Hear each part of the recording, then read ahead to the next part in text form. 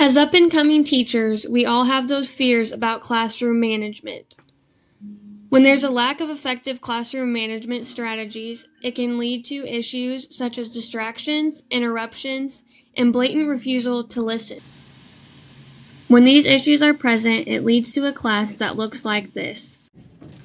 Okay guys, so today we're going to be talking about the Southern Gothic, so if I could get you guys' attention.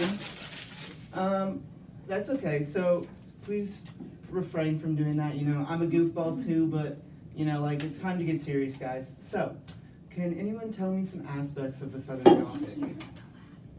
Anybody? Hey guys? Sorry, hold on, give us just a second. There are 3 reasons for classroom management. To reach the first goal of good classroom management, giving all students access to learning, you must make sure everyone knows how to participate in class activities. The key is awareness. What are your rules and expectations? And are they understandable given your students' cultural backgrounds and home experiences? Reason number 2 for classroom management is to allow for more time for learning. Many minutes each day are lost through interruptions, disruptions, late starts, and rough transitions. Obviously, students can only learn what they encounter. The third reason is management for self-management. This promotes independence within the classroom and makes students more accountable.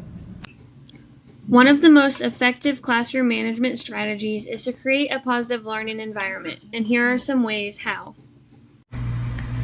One of the most essential methods in creating a positive learning environment is to establish a routine and procedure.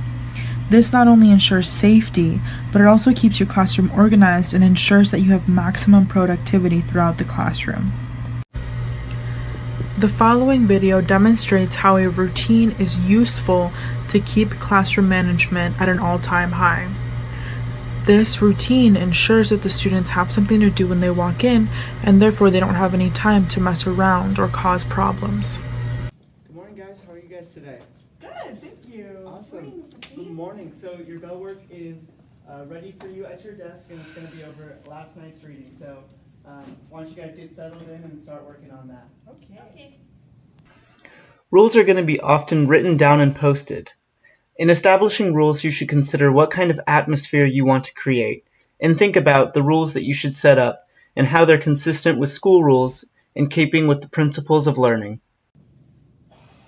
So, as you guys begin your group projects, I just want to do a quick reminder. I know you guys already know the rules, but just quickly, we're going to respect others, we're going to bring all of our needed materials to class, and then we're going to obey all of the other school rules that you guys know.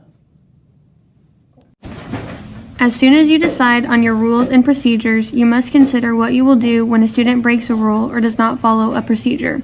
It's too late to make this decision after the rule has already been broken. Planning a space for learning aside from your normal routine can also help supplement a positive learning environment. This is because you're providing the students with choices and showing that you're flexible. Oftentimes, this can also be a quiet work area where you might need to pull aside some students so that they can stay on task. Another effective tool that you can utilize is praise, and you can do this by providing meaningful praise to keep your learners on task. Thank you guys for working so quietly. You guys are doing a really great job. Thank you. So, what do you do if your students misbehave? Cueing is an instructional strategy that warns students to stay on task. This can include eye contact or moving closer to the students.